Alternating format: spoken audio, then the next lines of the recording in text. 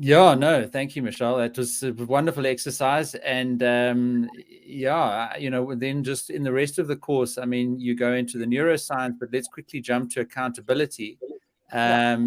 as a method of achieving your goal. And I'd like to start off by saying I hold myself accountable to everyone today, that I'm going to work towards that goal and do my very best to achieve it. And I guess that type of goal is slightly binary. It's either I complete it or I don't. So, it's not a case of, I could do 2 of the 3 days. Do I then actually say I've completed the race or I've done, two-thirds of it, etc.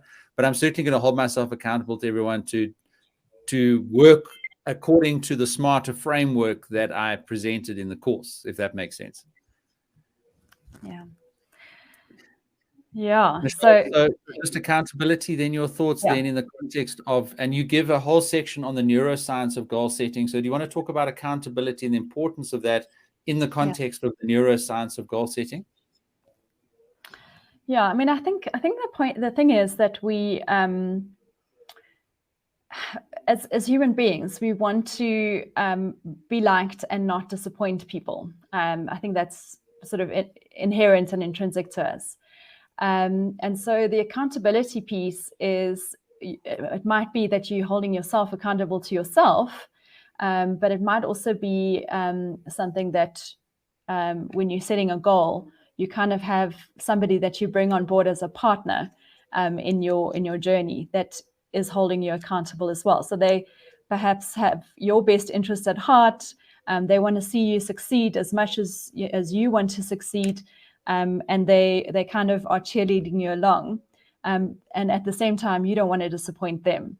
So that's, one of the aspects of accountability, that you want to make sure that whoever you are sharing your goals with are people that have your best interest at heart or on this kind of same journey with you. And we gave some ideas there in terms of people that you can partner with to hold you accountable. Perhaps it's a friend or a family member. There's plenty of obviously accountability groups out there, or people that are on the same journey as you, perhaps wanting to achieve the same goal. And then just a myriad of apps and things that keep you accountable and ping in your ear if you haven't achieved something or whatever.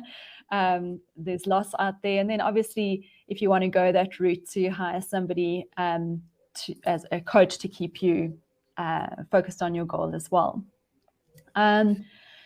But I think just to sort of allude to some of the sort of neuroscience around goal setting as well, one of the biggest things is really to make sure that you are writing down that goal.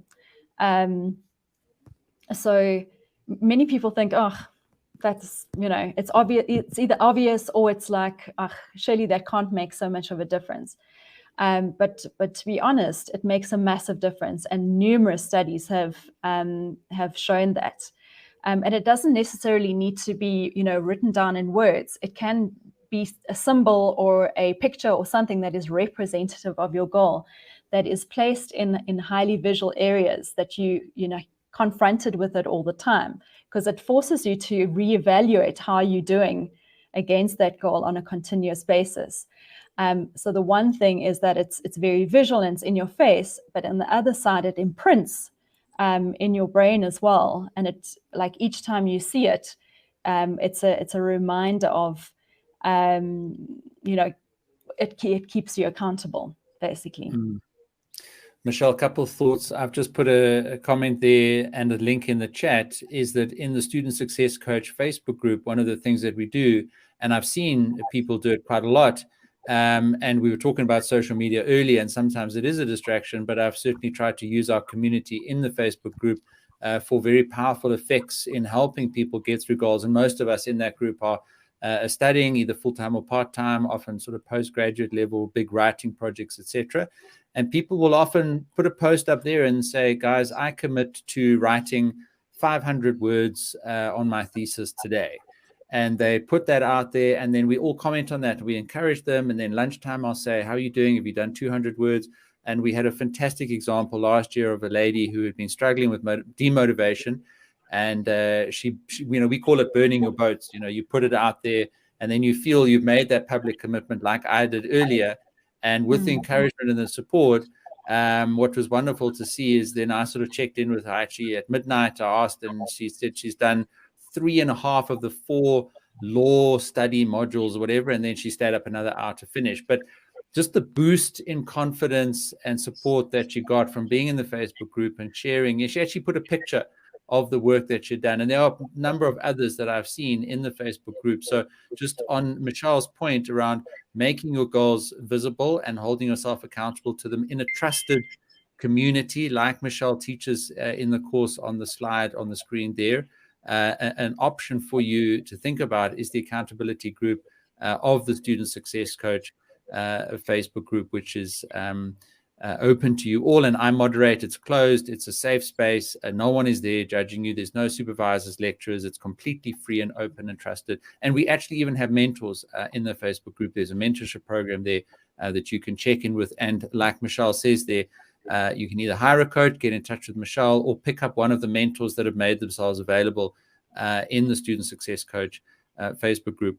And then Michelle, just to give an example, when I was doing my PhD and I had the last 6 months to finish the writing project, I mapped out a 6-month process, sort of almost day by day, of what I needed to get done. I printed it and I stuck it on my cupboard, and I hung a pen with a piece of string so that it didn't get lost next to that.